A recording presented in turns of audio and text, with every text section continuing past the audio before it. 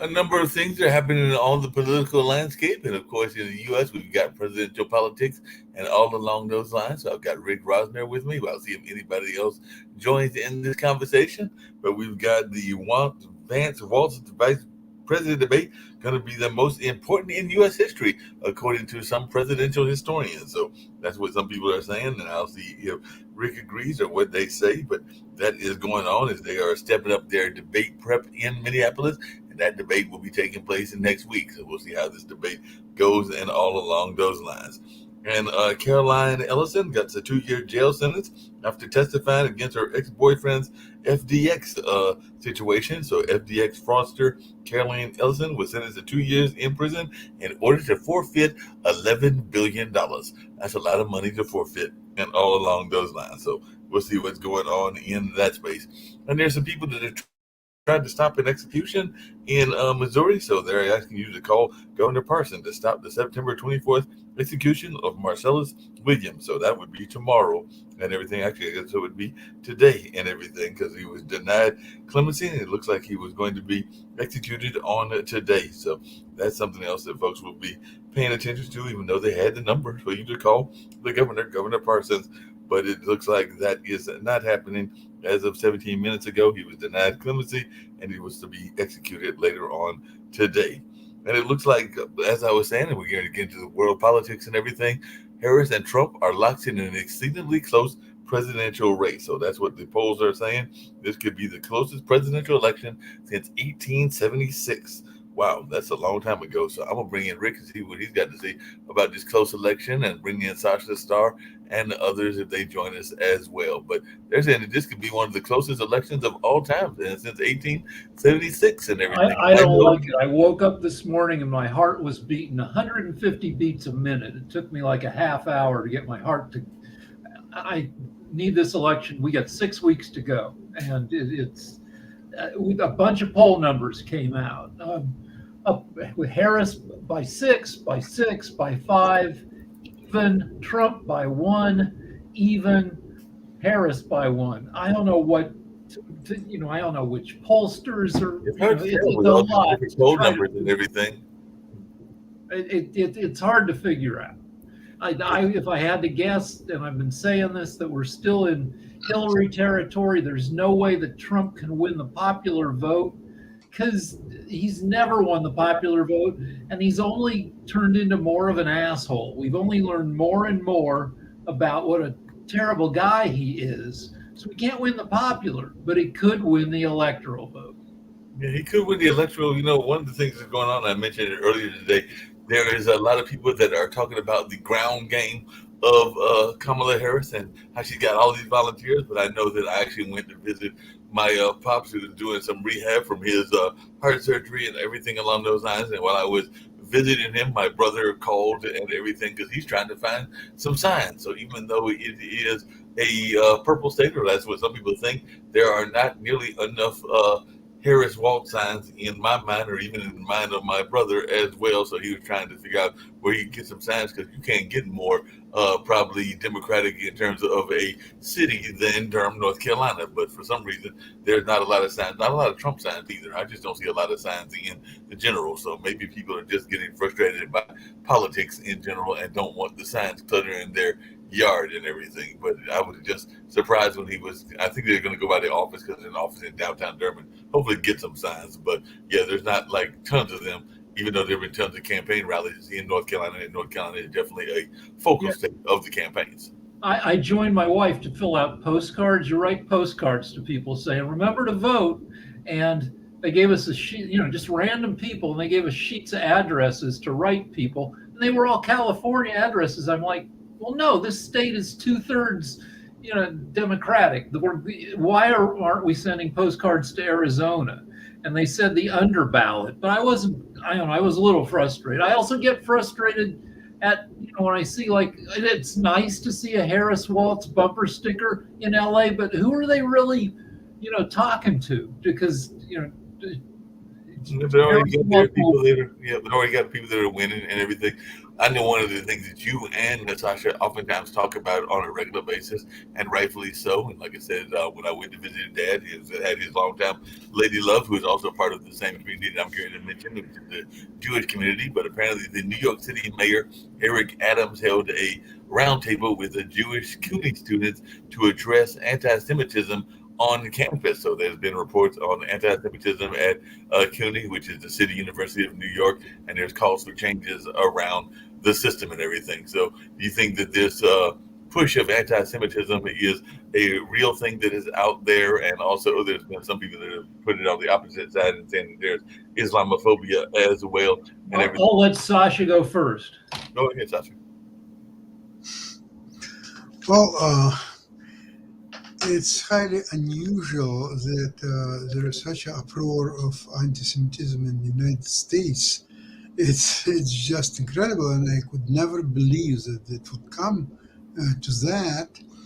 But it's right there, and it's very difficult to analyze and figure out really what led to it.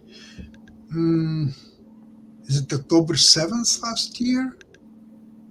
Well, the anti-Semitic incidents were already up by 300% in the U.S., according to the FBI, before the Israeli-Gaza war.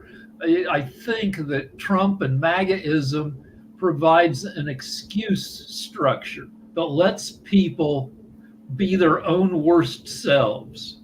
That in other times, like, and social media, like, if you get enough messages from other people who are assholes, then you think it's okay to be an asshole. And that's what social media does. It hooks you up with other people who are as horrible as you are, and you egg each other on. So yeah, I think it's real. Do I think it's dangerous where Jewish people are going to start getting killed? There was a Jewish guy killed, I don't know, around the beginning of the war in LA, but it was kind of by accident. He was arguing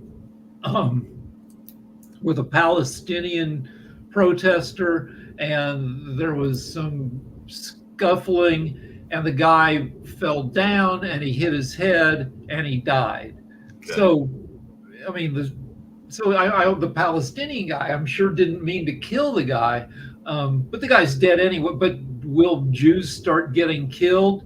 I don't know. Yeah, it'll be interesting to see how that plays out and everything. Hey, Sasha, the other thing I was curious about, and you'll find this interesting.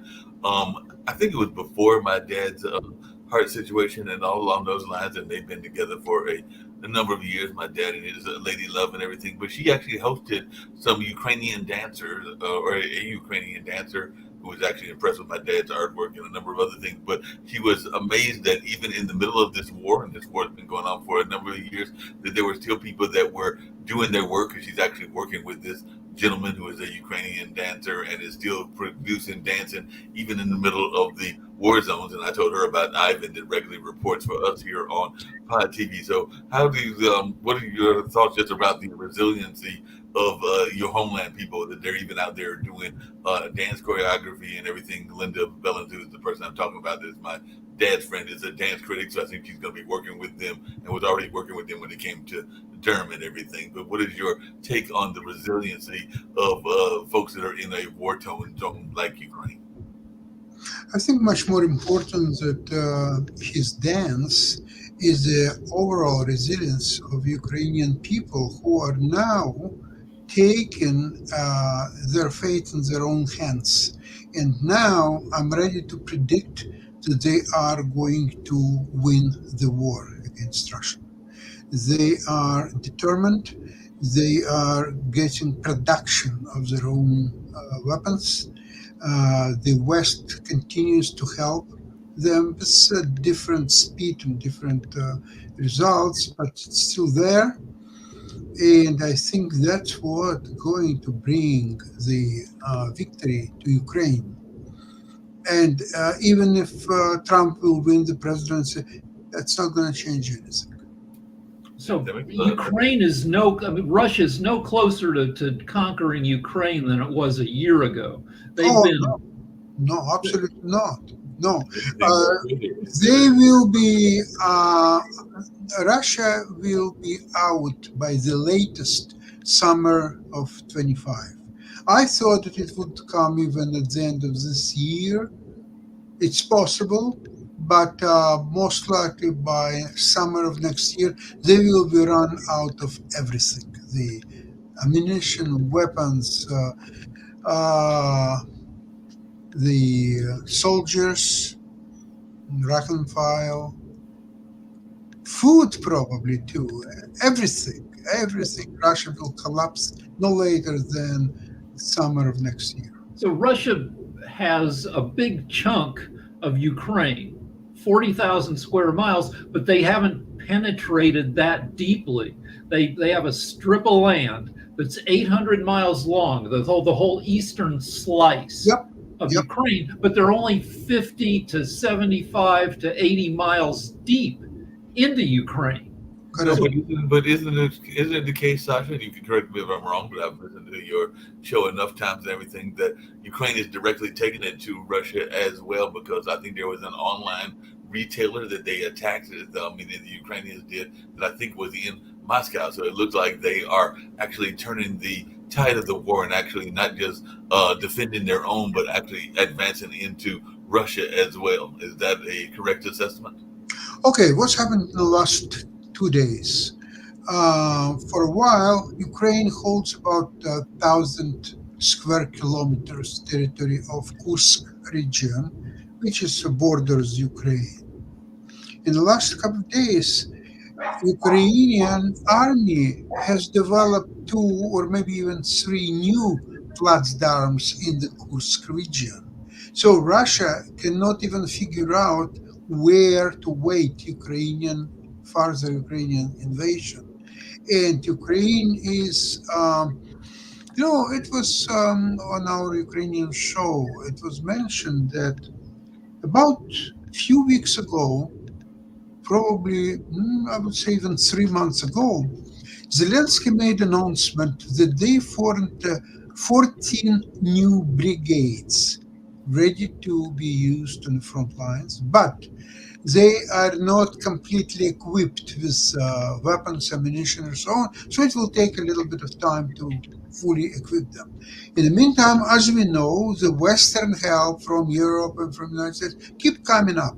So at what point do you think that these brigades would be fully equipped? So another maybe a week, 2 weeks, 4 or 5 weeks. But there should have been a time in the last 3 months that all these brigades should have been equipped. Now, nobody is asking, okay, so where are these 14 brigades? Nobody knows where they are. So do you think what disappeared? Did they fly to the Mars on Elon Musk spaceship? Probably not. So I wouldn't be surprised to find out that some of these brigades are already being used against Russia on Kursk region invasion, and I think we will find out much more in next very few weeks, 2 or 3 weeks. Also, it depends on what's happening with Zelensky's visit to the United States. I think that whatever the decision is about long-range missiles, I think it's not going to be announced. It will be required and it will be given to Ukraine permission to use these long-range missiles, but it's not going to be announced. Let's Russians figure out whether they gave this permission or they didn't give this permission. It's not Russian business, period. So question for Sasha. Yep. In the Korean War, it ended, well, it didn't really end. They've never signed an armistice, but Yes. but it practically ended with a DMZ, a big strip that dividing north and south where nobody's supposed to go. Do you think that when this thing ends, there will be a DMZ between Ukraine and Russia? Because that whole area, that 800-mile strip, a lot of it's just been blasted to hell, and there are a zillion landmines there. Will they abandon like a 5-mile strip along there and just say, all right, we're not going to rebuild, that's just going to be a buffer zone? It's much simpler than that. There will be no Russian left in Ukraine in a very few months. There will be simply no Russians. They all will be gone. And they have now uprising in Russia, right in Moscow. They're almost there. It will be another maybe a few weeks until there will be uprising. People hate this war. A lot of Russians are being killed already. The count is approximately 700,000. You know, they lost in 10 years in Afghanistan 15,000 people. And that led to dismissal of Soviet Union. So compare 700,000 in 2.5 years and 15,000 in 10 years. Yeah, so but there are tens of thousands of landmines that are now in that area. I guess that this will be somebody's going to get rich building robots that walk into and clear those landmines. It's not going to be Russians. It will be somebody else, but not Russians. It'll be Western countries or something like that. I'm glad you're with us, Kim, and everything, because I was going to ask, and I'm hoping you'll have some thoughts about it, and even Rick, because we brought it up on the Economic Monday show a couple of times. One of the things that's been proposed is these notorious tariffs that Trump is talking about, but apparently there is a major business that is very much part of the agricultural community called John Deere. It's a tractor company, and Trump has threatened 200% tariffs if John Deere decides to move its productions to Mexico. So apparently, I guess he was talking agriculture in China in Smithton recently and everything. But what is our thoughts about this? Because that's some heavy tariffs to be laying on. All right. So one thing that pisses off liberals is that Trump can say increasingly stupid and alienating stuff, and it doesn't lose him any votes. And this John Deere thing is freaking incredible. You're going to make a thresher, one of those giant things, increase in price. If he gets to be president, actually does that tariff thing, that would increase the price of a thresher from like $100,000 to $300,000. And which would, I just saw on Twitter, I assume it's true, that small farm bankruptcies went up by 24% the first time Trump was president because of his tariffs. So it's terrible for farmers, yet, a lot of people are still going to vote for it. I agree with Rick. A lot of people don't put in the calculation of the cost to the consumer. It may all look all great and fine and strong arming and being bullies and, rah, but the person that's going to pay for it is you, because when that price goes up for the farmers here, then the price goes up to you. And if you want to know why you're paying higher prices for food now, go back and look at the choices Trump made when he was president. We're still paying for all the mistakes he made. It takes years to recover. People have such short-term memories. They just look at today. Oh, I have a financial problem today. They don't look at what caused that problem. They think it's all caused by what happened in the last 3 years. No, look at what caused it to happen. And if you look at all the choices Trump made while he was president, we have been recovering and paying for all of that this term. And I think what we need to do is really take a long look at that. And I agree with Rick. This is going to cost the farmers, and then it's going to roll to you. Do you think Trump cares about that? No, not at all. It's not going to give us more jobs. But if I were the president, this is what I would do. Instead of putting a tariff on things that are going to Mexico, or a tariff on the microchips that went to China, 50 years ago, nobody gave a damn, and we lost our jobs, I would give incentives to keep the jobs here, just like they did with Ford. Ford had their factories in China, and they were given incentives to bring those factories back to the U.S. when Biden got in office. This was nothing Trump put in place to bring them back. They gave Ford incentives to bring the factory back to the United States. All you need to do if you want to bring things back into the United States, give incentives to keep them here and to keep our jobs here. They gave away PPP loans hand over fist to people who didn't need it and trillions of dollars. I'm certain that we can come up with incentives to keep the jobs here in the United States instead of causing tariffs. Yes, Rick. I was way off when I talked about a John Deere thresher, or you call it a combine or a harvester. Just looked it up. A new one costs at least $900,000. You can get a used one for $700. Now, farmers are always in hock to the bank. You borrow money from the bank to pay for your planting your crops, then you pay them back, hoping you make enough when you harvest it to pay the bank loan off. So farmers are always precarious. Now you've got a harvester, this giant thing that makes it possible for you to farm a few hundred or a few thousand acres, and the price is going to go from 900 grand to 2.5 million. And I want you to also take into consideration that this is going to cause a lot of farms to close up, pack up, and we're going to lose our food industry, our local food industry. Or it'll be taken over by around the world. Something I noticed is the encouragement to keep the local farmers and food going and keeping that food coming into the communities, which made it a healthier economical situation for everyone.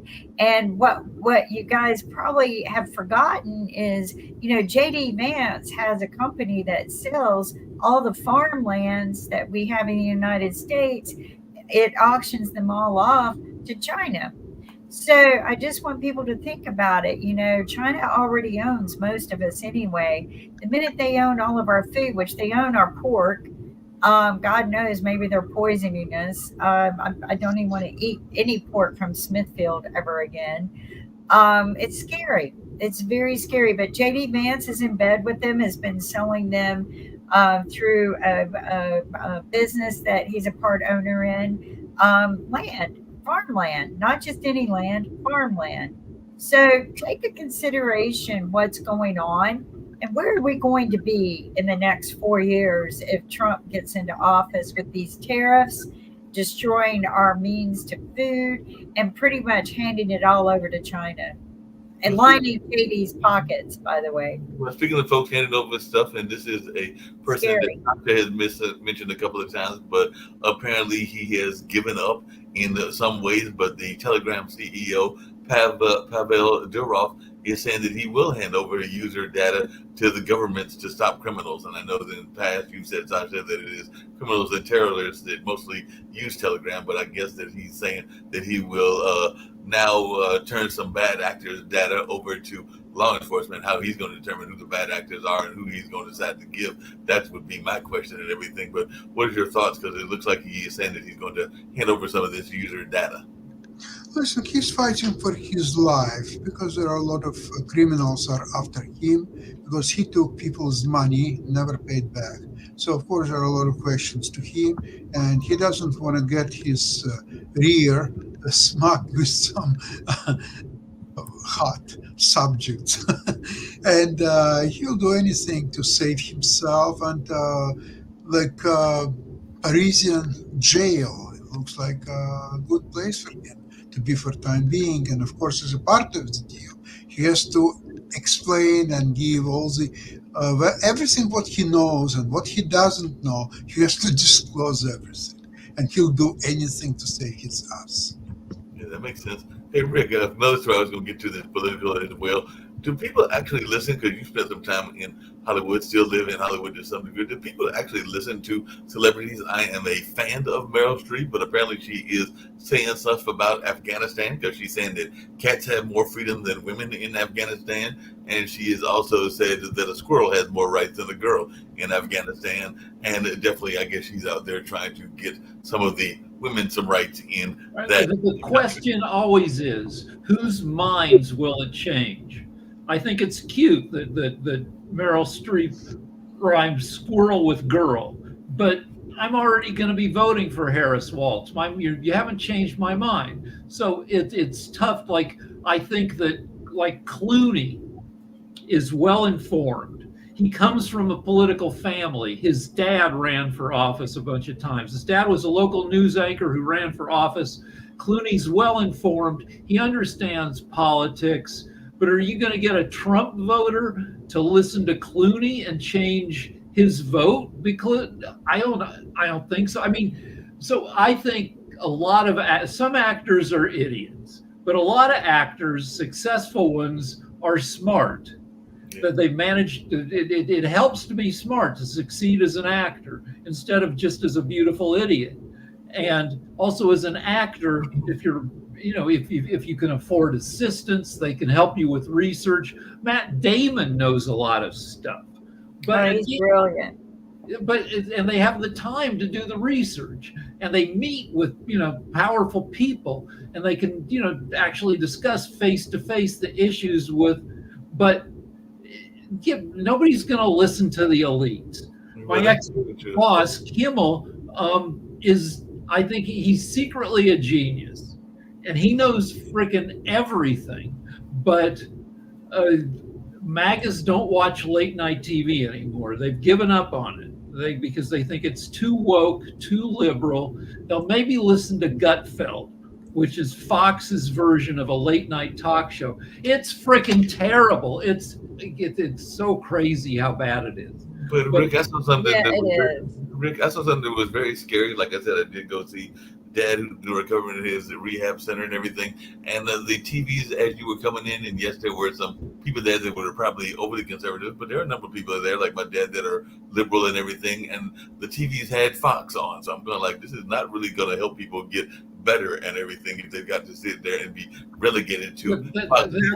That's right. That like you go to military bases, probably the most often on show or network in like military canteens is mess halls, whatever, is Fox. And yeah, it's frustrating. I go to the Y to work out, and when they had Fox on, I'm like, I think you should change the channel. I don't think Fox matches the values of the YMCA's mission. And, they'd maybe change it, and then I'd come back, the next day, the next week, and be back on Fox again. That was a Y that's kind of far away. My local Y, I think, has rules about not putting on news channels because it pisses off too many. It's too divisive. Yeah, it's very divisive. Everything. I just want to answer Mark's question a little bit here, that he shot off as well. I believe that the cats, the dogs, the squirrels in Afghanistan have more rights than any woman in the United States if Republicans make any kind of leadership in office, because we won't have any rights. I'm surprised that we can vote right now. And if you're looking at all the books they're banning again, it's really irritating. But I just don't think that they're going to leave us any rights. I mean, look at the way we should regulate the squirrels. The squirrels are dicks. They will tease dogs. They'll come down out of the tree and they'll go.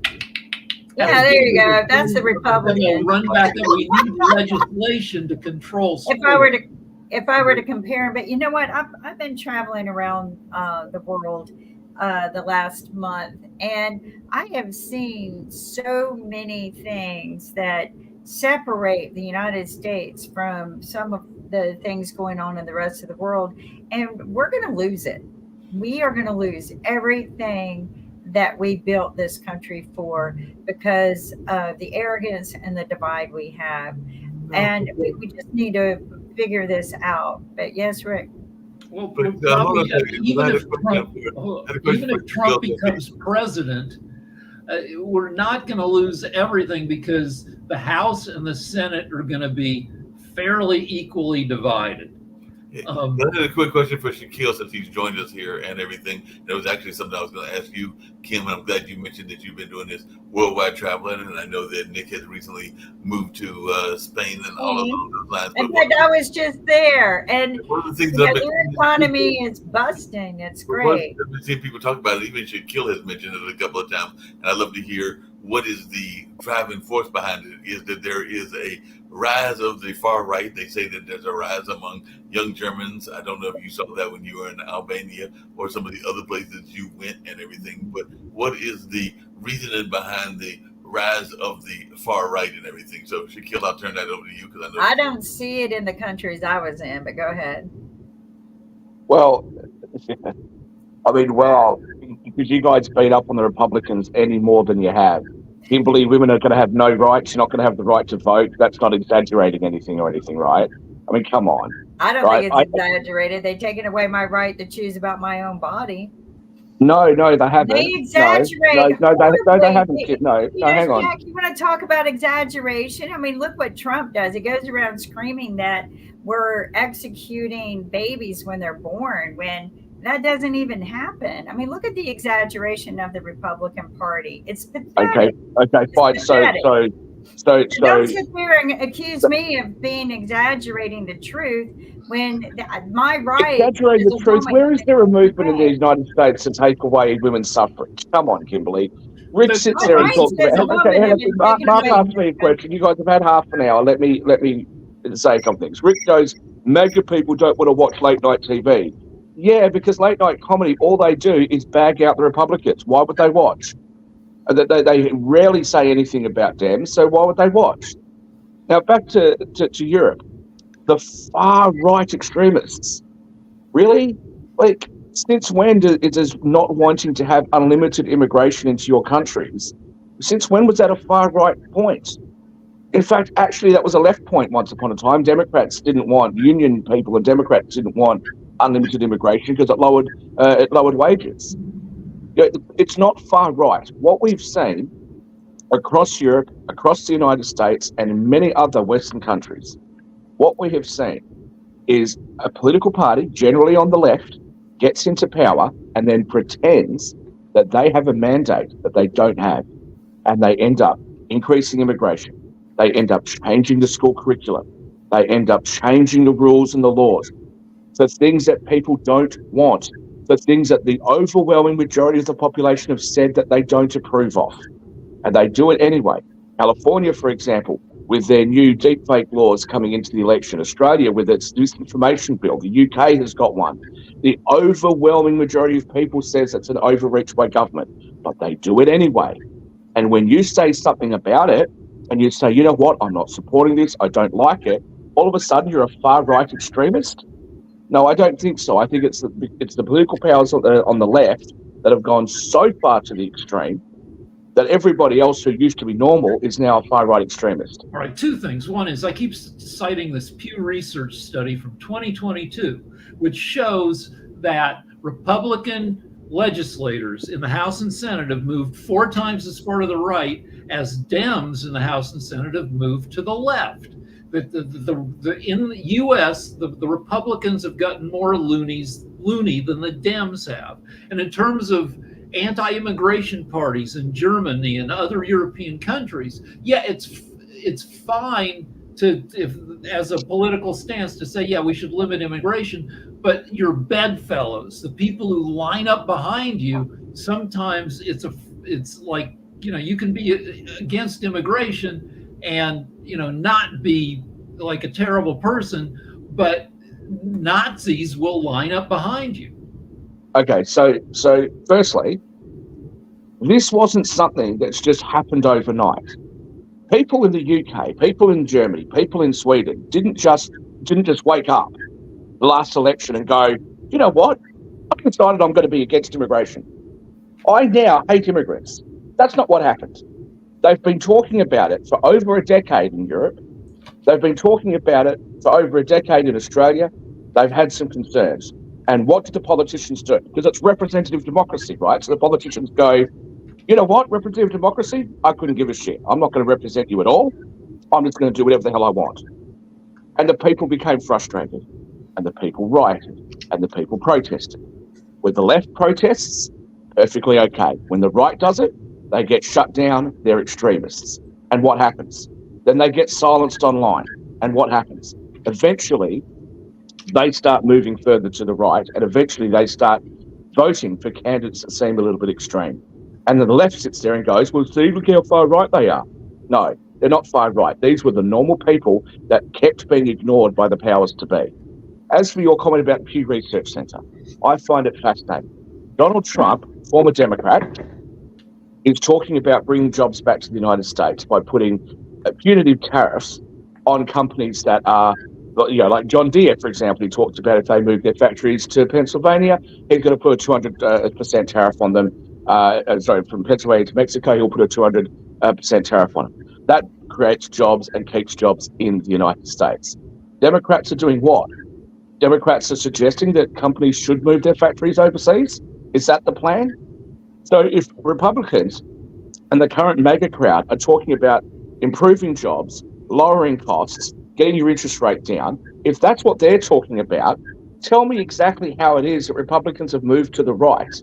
Because as far as I can see, Democrats are about the very poor and the very rich, and everybody else in the middle be damned. I'll be back. So Trump was the hold on. Trump was the first president, and I know it was because of COVID, but he was in charge of COVID too. First president since Herbert Hoover in 1933 to leave office with fewer people employed in America over his. He lost jobs. Trump lost. Oh, come on! American You know jobs. there was COVID. I mean, come on! Why do we keep playing this? I just freaking said it.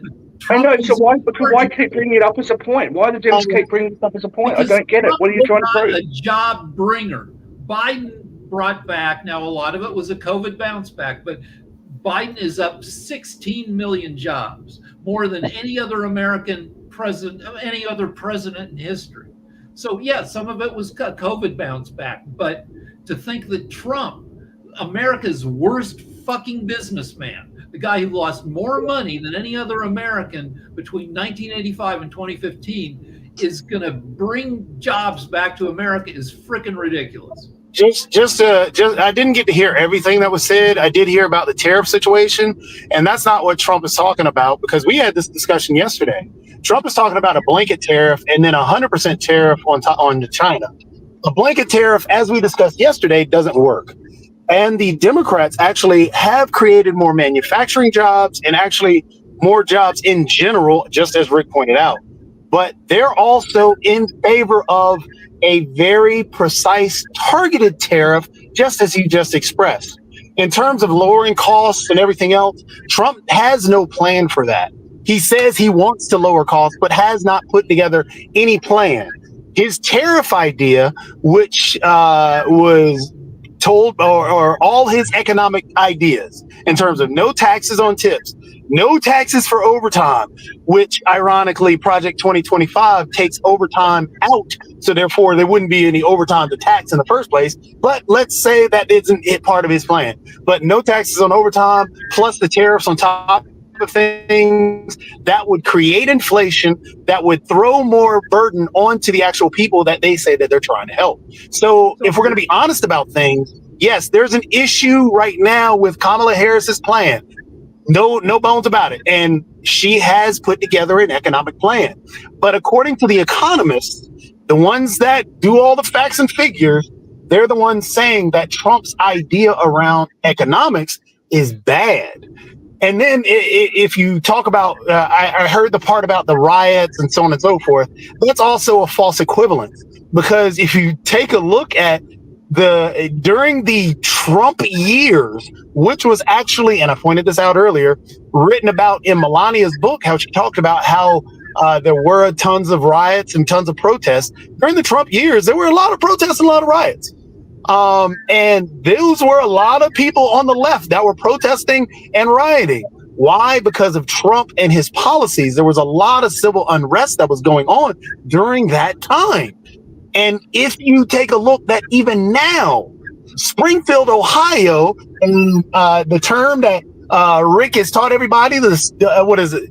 Stochastic terrorism. Yep.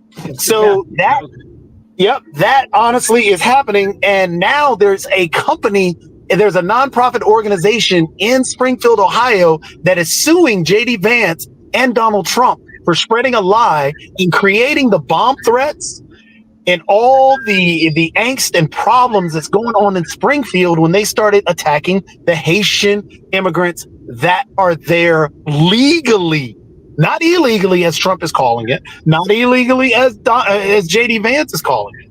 So we have to be honest about these things. Again, there are problems with Kamala Harris and there are problems with Donald Trump, but we cannot create this false equivalence between the two. I do want to back up Shaquille. Is there any complaint at all that Republicans can make that is at fault, that isn't going to be shut down by you lot? They'll just want to intellectualize everything. Everything they do is a false equivalent. When your side does it perfect in every conceivable way, but when they say something, I wonder why the country's really divided, because you won't listen to I literally just stated that, yes, there are problems with Kamala Harris. I said that. Those words came out of my mouth. But the problem is, and this is where we get in those communication issues, when we try and say things, I pointed out Larry Hogan is a great centrist. We talked about how the centrist Republicans are great individuals. And like Larry Hogan, I would love for Larry Hogan to be more popular in the eyes of the Republican Party, but he's not, because he's not in that Trump MAGA wing at this moment. The Trump MAGA wing has moved far to the right. As Rick regularly points out, there's been a poll done and there's been studies done how far they've moved to the right. And you can see, honestly, Kamala Harris has pitched her stuff more towards the center. Sure, she had some left-wing policies. Sure, she had some left-wing policies. However, the stuff that she's pitching now has been more centrist. Please point out to me something that is so left-wing that you feel is so horrible. Because even the immigration policy, that was Langford's bill that she's actually proposing. We're talking about the economist stuff. The $25,000. I can't point out anything to you, because every time I say anything, don't do that. You know what? You call it. Let's have a legitimate discussion. You ask me a question. You twist and turn what I say, and I'm on the other side of the world. I don't play any part in your politics. I can only imagine the sort of frustration that people who want to vote for Donald Trump and people who have become frustrated Democrats actually go through. This is why they get so frustrated. This is why you get candidates like Donald Trump winning the election in 2016, because you refuse to listen and you refuse to even acknowledge what people are going through in your country. And that's why you have a problem. And you sit there and go, let's be honest, it's actually this, it's actually that. No, it's really not, mate. It really isn't. Rick. So you're telling me that it really... No, let me go for it. I want to back up something Shaq was pointing at, which is why people in Europe and the UK are freaking out, some people, because in the past 10 years, the Muslim population of the UK has increased from 4.9% to 6.5%. And I've been in London, and yeah, whenever you get on a bus, there are people with headscarves and stuff. And this freaks some people out. Now, I didn't catch any waves of hate coming off the Muslims I encountered in London.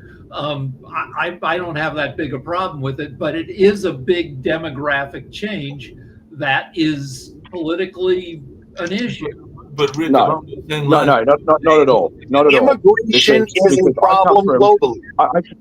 I come from a Muslim family, right? Half my family Muslim, half my family are Christians. Now, I can tell you that what has changed over the years since I was younger is that we have seen that the so-called protection of the Muslim community means that police in the UK, for example, refuse to investigate the SA of young girls at the hands of Muslim gangs. The Muslim imams said to the police, this is not reflective of our community, you need to do something about it. And the police said, no, we're not going to do anything about it, making the entire community end up looking bad. Okay? This is the sort of thing that drives division. They get extreme people, any group of people is going to have some extreme people that have effectively taken over areas and attacked people for not wearing headscarves if they're white Christians walking down the street, okay, or non-religious people walking down the street. People don't like it. Then when they say something about it, they get shut down. Now Keir Starmer wants to bring out some bill that says if you have a social media post that he deems to be hateful, you can go to jail for it. And again, the left wonders why people are moving away from those sorts of parties. People don't want more government in their lives. And what I find so fascinating is when liberals in America say to me that actually, no, everyone else has moved right. Since when have liberals wanted more government involvement in their lives? Since when has that been? Shut up for a second, Toby. Be quiet for a second. So when you talk about the move to the right in Europe, it is not because of racism. It's not because of Islamic migration. It's about the fact that they have had things thrust upon them in ways that have been absolutely deplorable. We've seen, for example, in Germany under Angela Merkel, them bring up advertisements. The government had advertisements where they were basically trying to suggest that Germans should give up their own religious beliefs and convert to Islam. For what reason? This doesn't make it, and then they wonder why people say, hey, we're losing our culture, why should we do it? You've got some of the Scandinavian countries where the feminists jumped up and said, if you are SA'd by an immigrant, maybe you shouldn't report it because they may not understand the rules and the laws of these countries. Really? And if you're the father of a girl that's been through this, or if you are a girl that's been through this, you're not going to feel a little bit let down by your own country and start thinking, hey, I'm not going to vote for this anymore? I'm not buying this. And the fact of the matter is that people have been talking about this. They've been bringing it up. Brexit occurred largely as a result of the same sort of thing. People talked about it, and they were ignored by the politicians. And people like yourself, Toby, who always have an answer for everything and never want to acknowledge the real pain that working class and middle class families go through. You're the reason why people become frustrated and they end up becoming that silent I'm a bad person. I get it. I'm horrible. I'm scum. Now, Shaq, I got a question for you. Are you for or against Mark Zuckerberg being put in jail? Are you for or against ABC being investigated? Are you for or against news organizations or news hosts that have said bad things against Donald Trump? Because these are all things that he's already said on stage that he's going to do. Are you for or against these things? Toby, you can twist and turn. Now we got it. Right? That's the problem. You went down. You couldn't even answer a simple question. See, this is exactly what we go through. This is why I don't like answering your question. Are you for or against it, Shaq? It's an easy layup. You didn't even let me answer. I had 3 seconds there into my answer before you jumped in. So why don't you just instead of asking me questions, just make the point you want to make, because it's all going to be bullshit anyway. I'm asking the question because I want to know. I don't know your position. I want to know your position. You don't want to hear my answer because you cut me off straight away, so I won't even bother. I'm not even going to bother. I'm not even going to bother. You wanted to cut me off. You know more about it than I do, so you go for it. I don't need to put you on mute, mate. I noticed you didn't respond to what I was talking about people being ignored and feeling ignored, and that's why they become part of the silent majority. You don't want to respond to that. I can easily respond to that because you didn't even ask me a question about that. Yeah, in terms of people being ignored, yes, that is what causes riots. That is the same thing that Martin Luther King talked about. The violence is the speech of the unheard. I understand that. I get your point on that. What I'm asking you is a simple question. Because Donald Trump has said he wanted to jail Mark Zuckerberg. Donald Trump has said he wants to investigate ABC. Donald Trump has said he wants to jail other individuals or other people in the media that have said things and that he feels have portrayed him in the wrong way. Are you for or against that? Well, we'll go on mute to hear your answer. I'm obviously not for that if it's if what is purported is what you've described, but I don't think that that's what's been said at all. As for Mark Zuckerberg, it depends on what the circumstances are. I think it's a bit far to jail him, but if the issue at hand is election interference by big tech companies, something has to be done about that at some point. And it's not just in the United States. Other countries are also complaining about this sort of stuff. As for media, well, I'm not sure what is appropriate to do there. But what you're describing is that Donald Trump just says, well, you said something bad about me, I'm going to jail you. I don't think that that's accurate. I also don't think he has that sort of power. But you've described it that way. And if what you've described is what was going to happen, I would not support that. Okay, so Rick, now since you're in front of the computer, I know that Donald Trump did say these things. Can you help look those things up about jailing multiple and investigating that? Now, in terms of Shaq, let me finish my follow-up. No, Shaq, let me finish my follow-up real quick. Now, you went on talking about, Shaq, let me finish. I just wanted Rick to look that up to help me out, just to make sure that I'm correct, because I could be flat out wrong. I want to make sure that I'm correct as well. So in terms of those things, Shaq, let me get to my point. Shaq, let me get to my point. But why didn't you just make the point? Let me get to my point. I'm trying to get to my point. I'm trying really hard to get to my point so you can talk next. So in terms of those things, how you were talking about the right being silenced by big tech, even though there was studies done and it found out, yes, both sides ended up getting silenced. But the thing is, when those things come about, the right, yes, got outraged, and it was all over the news, which was great. It brought awareness to it. That is fine. But when I'm talking about being fair and balanced, and hate using the Fox term, but being, equal on both sides and talking about a true equality on there, let's be honest about it. When Donald Trump says these things, we should be just as outraged, and it should be very upsetting, because everything that you stated correctly, that yes, the right should not be silenced. They should be able to say what they should be able to say. Freedom of speech, I'm with you on that. But when you have people like Trump talking about jailing these individuals, talking about going after these individuals who said things about him, Elon Musk saying that he's a freedom of speech warrior, yet now he's shutting down individuals that challenge him, and he's done that repeatedly, we don't hear much from the same individuals that are crying freedom of speech. So why is that there? That's where the false equivalence comes from me. Maybe it's there because of the level of frustration that people have had at the hands of the left for decades now, carrying on the way they do. Look about sides. You know what Kimberly just did when she was on the show? She tried to make the suggestion that Donald Trump's going to take away women's votes. No, there is no such plan. Women in America who say, "Oh, well, they've taken away my rights to health care." They took away their right to their bodies. They did that after it was been in the courts and everything for 50 years. They took away the rights. So no, they didn't. They sent it back. Yes, they did. People in Texas cannot do the same thing they can in North Carolina. Don't give me that. Oh, well, they didn't take away their rights. There's a woman, there are people who died in Georgia because of it. So don't say they didn't take away their rights. Unless you're a woman, do not sit there and say they did not take my rights away, Shaq.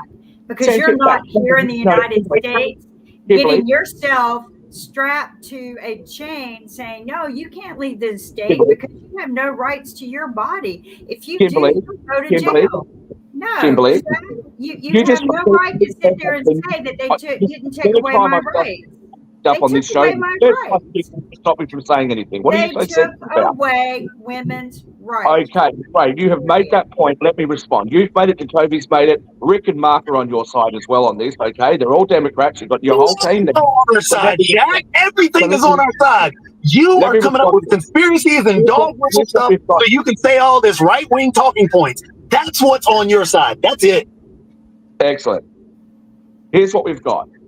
You know as well as I do that this matter has been sent back to the states. Now, if you don't like democracy, that's fine. You're out, Shaq. Right there, you're wrong. When you say that, that is so ignorant. That is so disingenuous. Saying it goes back to the states, it was a law for women across the nation. Now you're saying that, oh, well, it's back in the states. So what? Texas this. So what? The lady in Georgia died. So what? These other individuals are dying because of sending it back home. It's a law they could have done already. I want to respond to Shaq's saying that we've taken away their freedom of right to speech. And you know what? We didn't, because J.D. Vance says the dumbest things I have ever heard in my life. And that's what freedom, as Nick would always call it, freedom of speech is. But J.D. Vance talks about cats getting eaten by aliens. And then he talks about childless cat women. I mean, he's got a thing for cats. But I'm just saying, no, he has the freedom of speech, and it's shown how dumb they are. In fact, I go along with giving them all the freedom of speech they want, because it's showing how stupid they are. I mean, any man who has his wife run up behind him and explain, oh, wait, that's not what my husband meant to say, is an idiot. A moron idiot. He's an idiot. So should we spend a couple minutes on Marcellus Williams, who's going to be executed tonight? As much time you want on anything, may finish the point that I had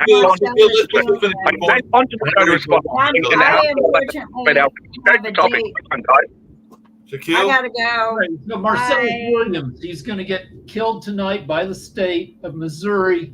Somebody else's DNA is on the murder weapon. The prosecutors who put him away and got him the death penalty now say he shouldn't be killed, but the governor's going to kill him. Earlier and everything, but Shaquille, you had something you wanted to add? He checked out for a second. I think. But Rick, this is why I'm highly against the death penalty, because it's trying to respond to this abortion. I'm just going to be talked over. And again, it proves my point, because I'm not actually a conservative. And if I get this frustrated dealing with you lot, I can only imagine how the American people feel that you keep thinking you're morally superior to and intellectually superior to. This abortion thing went back to the states, which is originally what Democrats wanted as well. If you guys want this to be an enshrined right in the US, then go and ask for a constitutional amendment. Don't legislate this from the judiciary, because that's not where it belongs, and you guys know that. Secondly, you guys under Roe had more permissive abortion rights than your Western counterparts in Europe, that you guys always talk about the rights they have in Europe.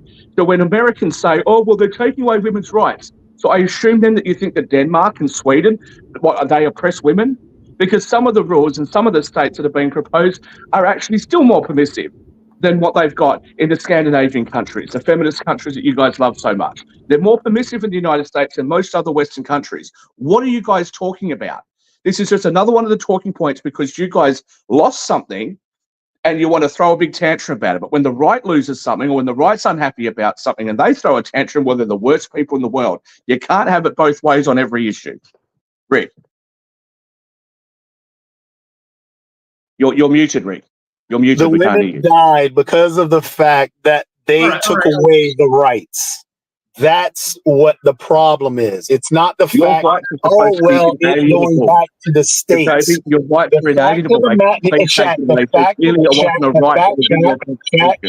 fact of the matter is, they had the legal right to seek out medical help in Georgia, in Texas, in all these places before they took away Roe v. Wade. After they took it away, they don't have the legal right to do that.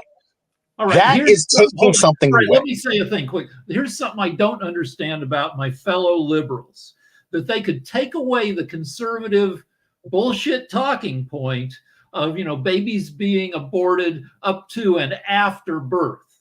All they'd have to do is stick one sentence in some legislation that says third trimester abortions shall be permitted only in the case of medical necessity. So, which is the case now for the most part. So why not just stick that in and take away that talking? So to answer that, Rick, the reason that there is an issue there. For goodness sake, I never come on this show. Let me just go. You get this hour every twice a week. You get this hour to go on and join everyone else. Really fast, I gotta leave. All right, let's go. We got a minute and a half. You can have the last 30 seconds. So, Rick, I've mentioned this as well, that the real issue that you've got is when you make exceptions for medical reasons, it's who determines what the medical reasons are, who determines whether those medical reasons are valid. And so it is a valid criticism that doctors are going to inevitably find themselves in a position where they think something's medically necessary, but they're afraid to do it because they're afraid they're going to be prosecuted. Okay? I agree that is a serious, serious issue that needs to be addressed. And it needs to be addressed by state legislatures, because even under Roe, there were things that were unclear. And what are you going to do? You're not going to appeal this all the way to the Supreme Court every single time. The matter needs to be addressed. And I think that, as I've said before, it should either be addressed by the states, and you have to just accept sometimes that you don't always get what you want out of the political process, or if it's not going to be addressed at the state level, and people think it should be done federally, then ask for a constitutional amendment. The trouble is the state legislatures are full of yahoos. Now just Toby say a thing. It was already addressed in Roe. So when they took Roe away, that's what's caused the chaos, because the states can't even agree on what they want. From when they took the rights away, and I forgot where it was. What was it, South Dakota or wherever, where it went back to the 1800s law. And then even in Texas, when they made some extreme law, there are also problems on the books that these states are doing where they're trying to track women. That was one of the things that they were trying to do in Texas and so on and so forth. But to get back to what Rick was saying, it was already addressed. It was already addressed in Roe v. Wade. And then now, because it's all in chaos, and now you're having a problem to where you can't even, where does Roe say that? Where in Roe does it say that you can only get a third trimester abortion by, medical necessity? Because I was surprised to find out that some people are every year, not many, can get at will third trimester abortions. Yeah, just to point out that also the fact that gets put out in the ethos that women are trying to have an abortion at 9 months and so on and so forth, it's factually untrue. There is no woman, unless there is a medical necessity, that is doing that. And that is the reason I know that is because I have somebody who literally works in that actual field at this moment. You made your point. You don't need to then tell us that we were overtime how you know what you're claiming to know. Rick, Shaq, it's okay. It's okay. It's okay, sweetheart. You're okay. Don't get mad at me. I'm just pointing out the fact of the matter is they're making an issue out of something that isn't an issue.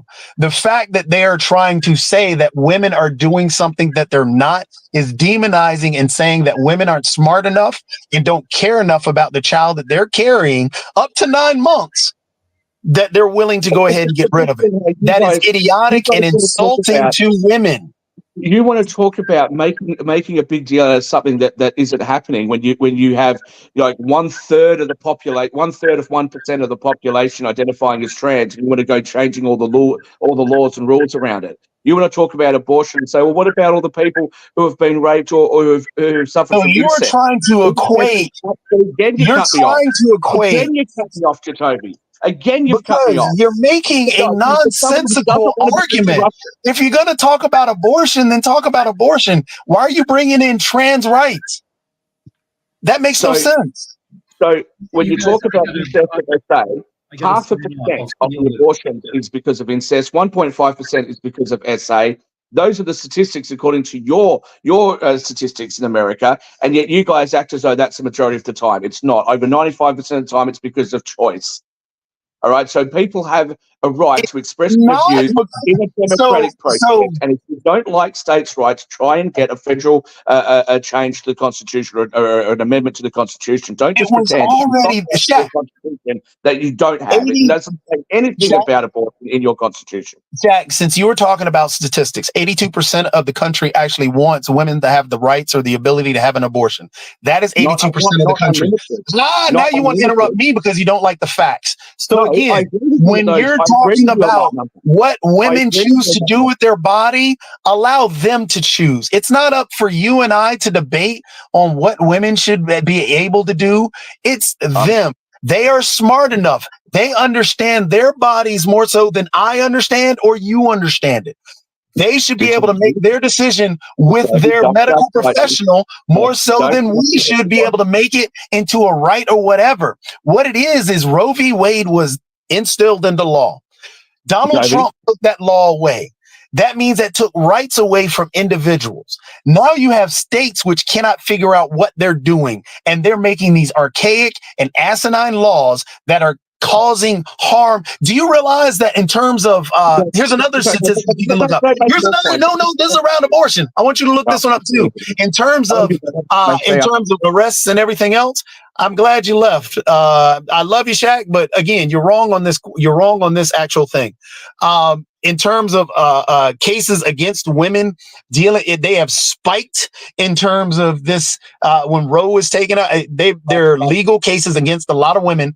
It's 200 plus more have spiked since Roe v. Wade has been taken away. In terms of Roe v. Wade also being taken away, and all these anti-abortion laws that have been put into effect, there's a spike in infant mortality rate, which means that not only the infants are dying, but also the women are dying. So there's a lot of problems that are going on that we aren't answering. We're overlooking because we're not even thinking about also when that woman needs help after having the child. Those things haven't been addressed. There are a lot of things that are just a problem that we just are throwing this, oh, well, we're for life. No, you're not. You're just pro-birth.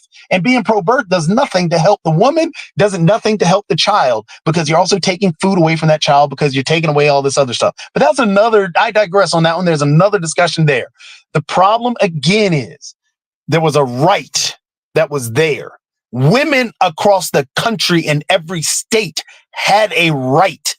Now, when you take it away for millions of women across the country, that is a problem. And saying, oh, well, it's in the states. That's where, no, it was a right.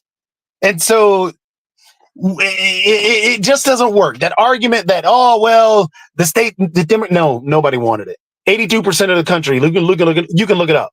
The fact these cases have come out against women and arrests and all this other stuff spiked because of the removal of Roe. Infant mortality because of removal of Roe has spiked. All this stuff was horrible. So no, abortion, you lost the issue on that. You're not going to win this argument. And I gotta go. You don't even know what my position is, because you're so hell-bent on cutting me off and just going on these big rambles that you don't even know what I'm saying. I don't agree with any of what you've just said happening to women. I don't think it's right for women to bleed out in car parks as it's being described. However, Roe v. Wade was problematic on legal grounds. It needs to have been addressed at some point. And either you've got two choices. I don't want to keep repeating myself. You've got two choices. You either address it at the state level or you address it at the federal level.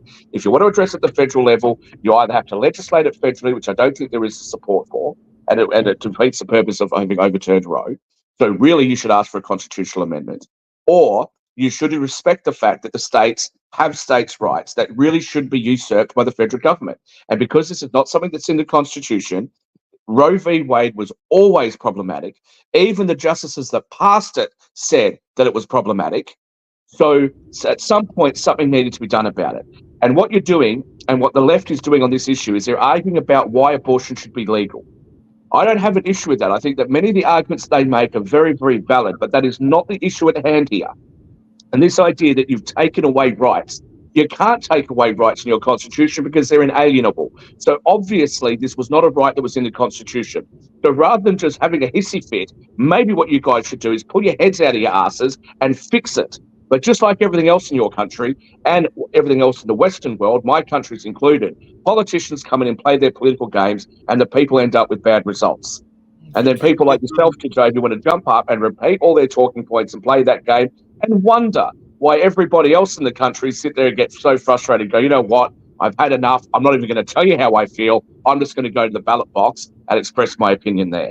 A lot of people do that. And like I said, even earlier before you came on, my brother was frustrated that he wasn't finding the signs for Harris and Walz. So that's part of what the conversation was coming, because he was trying to figure out where he was going to get him, even though this is a deeply purple area and everything along those lines. I can tell you, because I remember the ERA It sounds good in theory, Shaquille, and I wish that there was many things, including some of the things that David talks about, that I wish would be constitutional amendments, but they have made that a very difficult process here in the United States to get anything passed by a constitutional amendment and everything.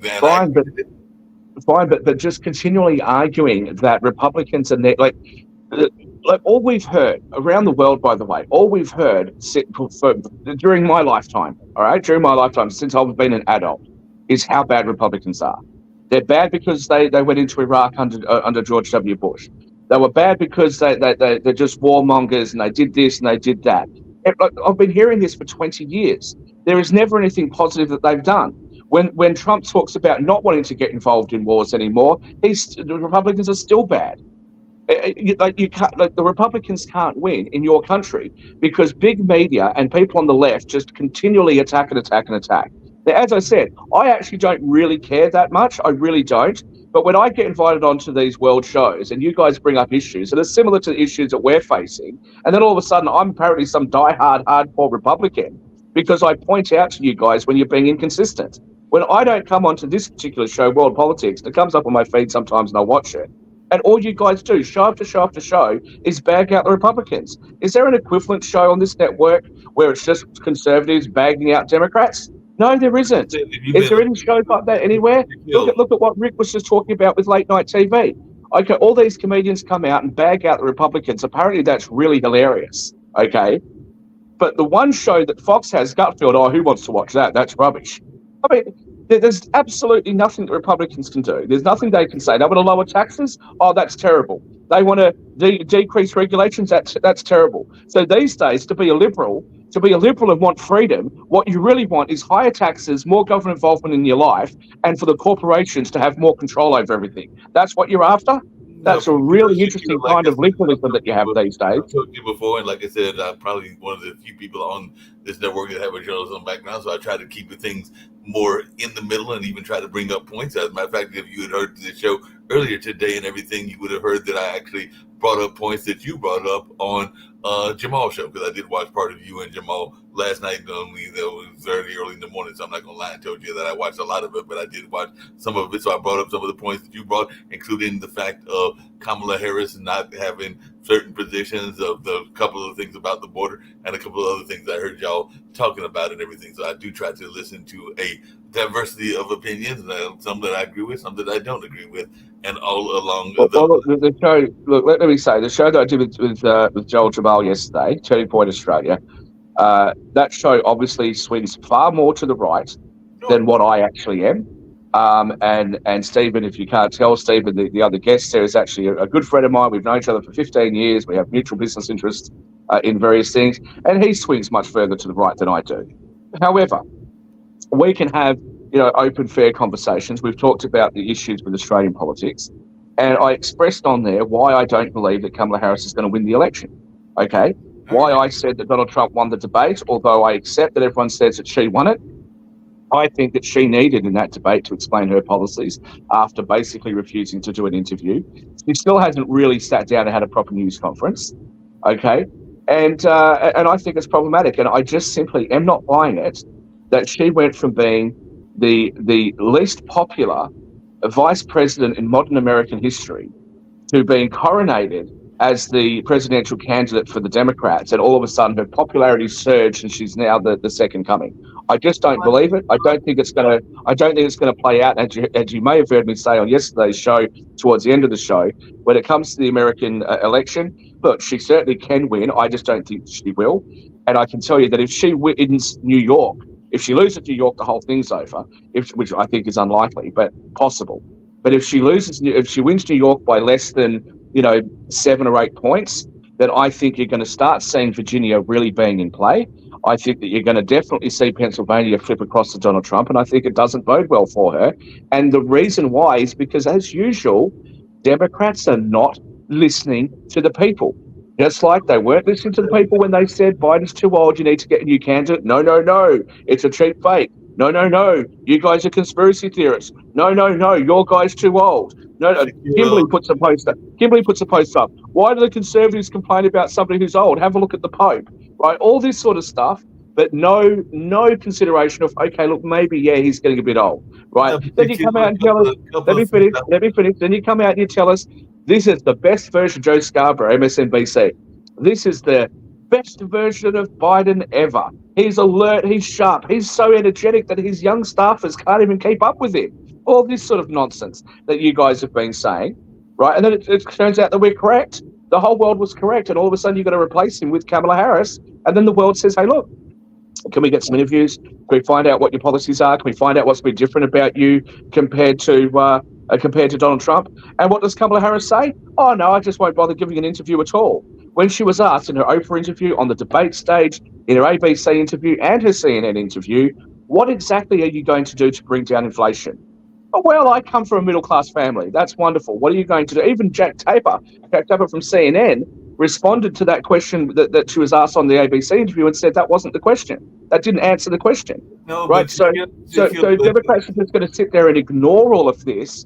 And the only way that they can win is by playing some political game, not by answering the questions and not by even pretending to care about what the people of America want and think and feel. But Shaquille, there's a couple things, and like I said, we could go on, but I've got to get to the other show as well and in that one. But a couple of things. One, she's not doing anything different than some other candidates have done, including Obama and including Trump, because I've definitely heard that I am the common people kind of routine. I mean, shucks, Truman did it back when and everything. So she's really just trying to run a populist campaign in some way. So that whole middle class thing, I do not take as much offense to it as you do, because I think she's trying I'm not offended. I'm not offended. No, Mark. I'm not offended by it. What I'm saying is that doesn't give an answer to people as to what her plan actually is.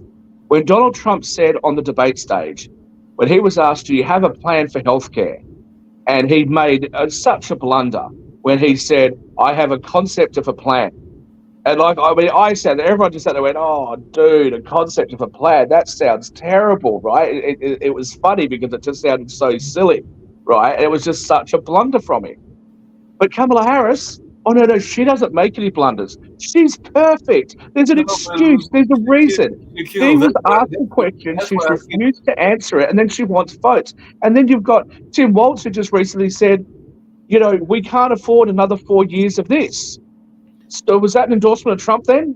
Or what are we talking about? Another 4 years of Trump and everything. But the other thing that I've said before, and I'll tell you again, I'll tell people on this show, and I'll tell it on other shows, is that while you complain about the reaction that the right gets and everything, I have some very far left friends, and they are not pleased with either Kamala or Trump and everything. So I would say that there is a number of people that have that same complaint, even though you do not give that much. But I could literally pull you some emails and send you some emails where they sit there and basically have issues with both the candidates, and they are not pleased. Now, whether some of those people are going to sit on their hands and not vote at all, that'll be an interesting factor, because I've heard some people project a landslide one way. I've heard people project a landslide the other way and everything. So it's very much up in the air in my mind and everything. That I did hear you say, and that's actually one of the comments that I wrote. I don't think that it came back to y'all and everything when you were on Jamal's show, because I think one of you was saying that y'all didn't really see much of a ground campaign and everything, whereas I've seen actually a very much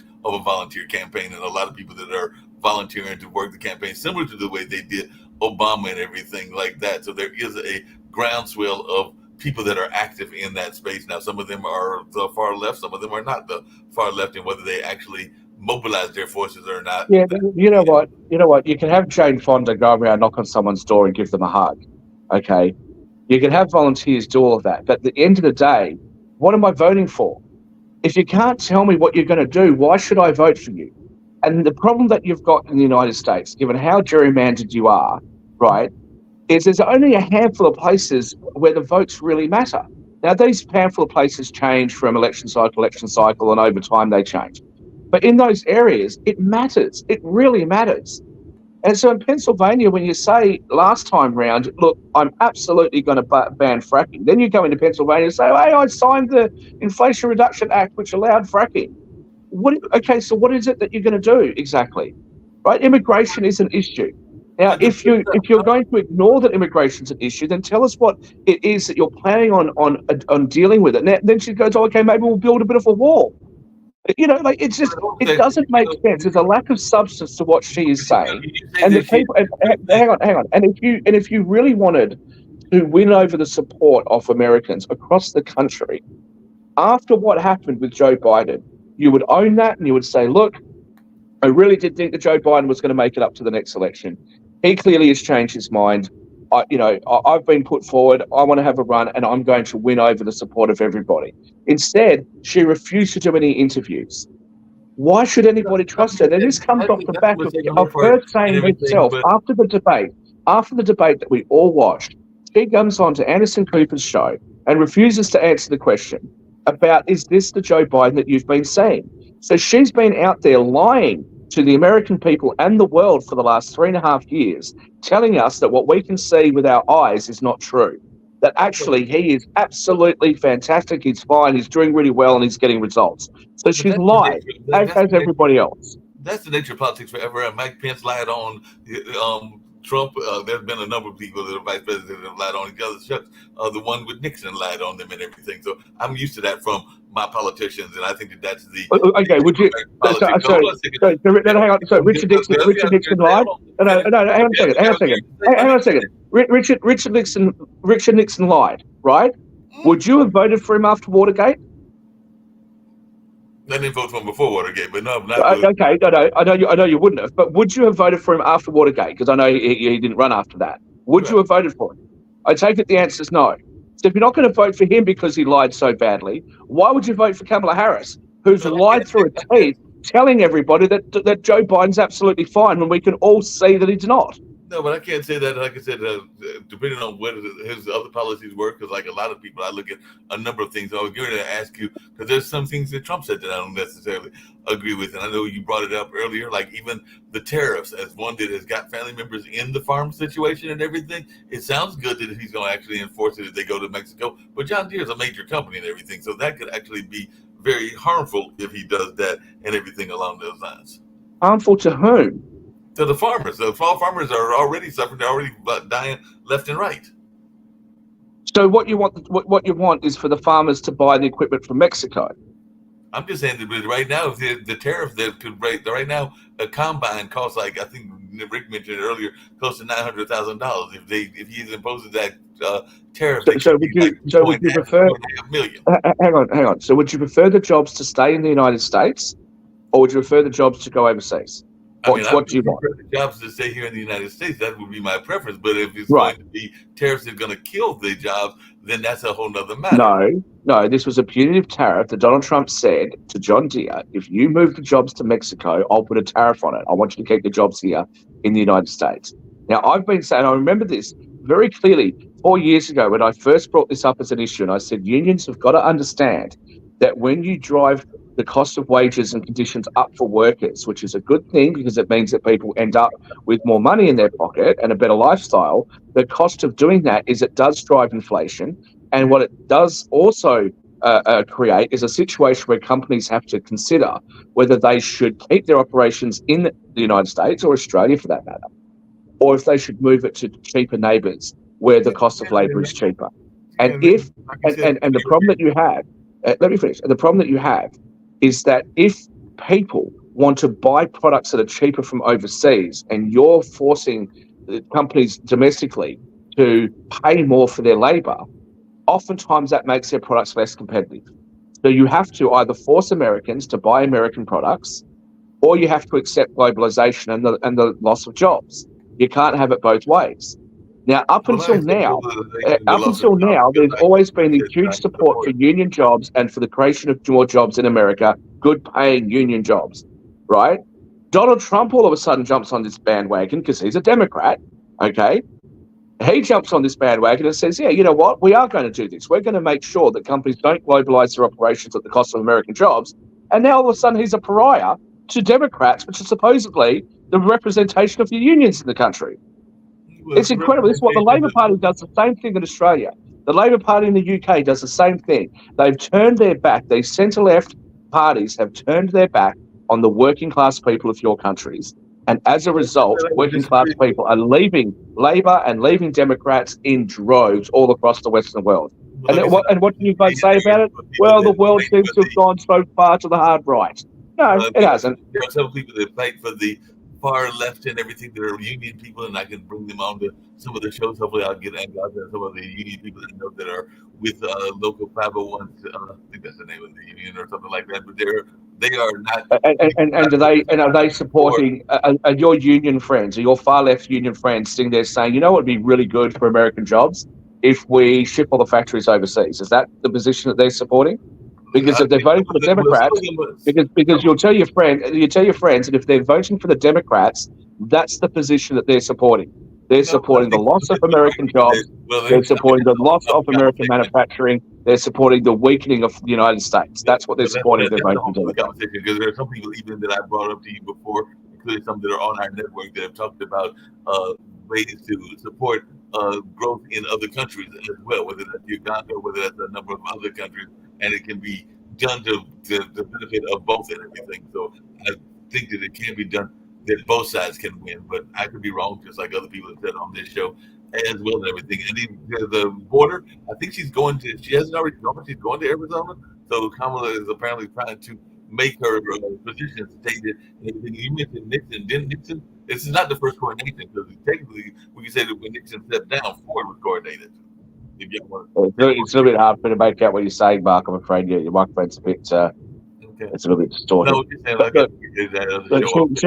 she can go to Arizona. She can do all sorts of things. You know, early voting has already started in some of the states in the United States, and she hasn't even had a news conference yet. She hasn't even had a news conference yet. That is a mistake, but I also think that she is one of those people that is, whatever her advisors are telling her, is thinking that it is a safe bet not to put her foot in her mouth or to get other ways to get things out and everything. Yeah. So the plan is, look, here's what we're going to do. We're going to lie to you and tell you that you're not saying what you're saying. We're going to continue to lie to you and tell you that you're misremembering what's happened over the last 4 years, and then we're just going to not give you any conferences. We're not going to sort of tell you anything about what we're planning on doing. And hey, Orange Man bad, and vote for me because I'm a safe bet. Well, you know what I think the safest bet would be for it? This is what I think is going to happen in your election. The safest bet's going to be for those people that have already turned against the Democrats because they're fed up. They're going to be voting for Trump. The Trump supporters are going to be voting for Trump, right? And a lot of other people in America are going to be saying the safest bet, I'm just not going to vote for anyone. I can't be bothered taking the day off work on a Tuesday to go down and vote. And what you'll end up with is those people that will vote, like Toby, who will vote for Democrats no matter what, like he said last week. Well, like I said, I got to end the show and everything, but there was a number of people that will, like I said, I've heard predictions of both ways. It'll be interesting to see what happens in several weeks and all along those lines, but it could be a landslide. One way I've also heard people say that they don't think that he's campaigning very much. I'll tell you now, I'd be prepared to bet significant money on this. If there is going to be a landslide, it'll be in Trump's favor. There is no possibility that there will be a landslide for Kamala Harris, just none. And if you think that there is, you know, I think that big media, the polling thing, it's just delusion. There is not going to be a landslide for Kamala Harris. Like I said, the only time will tell. I know some people that are out there actively campaigning for her. I know some people that are actively campaigning for Trump, and only time will tell, as in most things and everything. But right now, we're here to get out. We'll have more politics again on Thursday.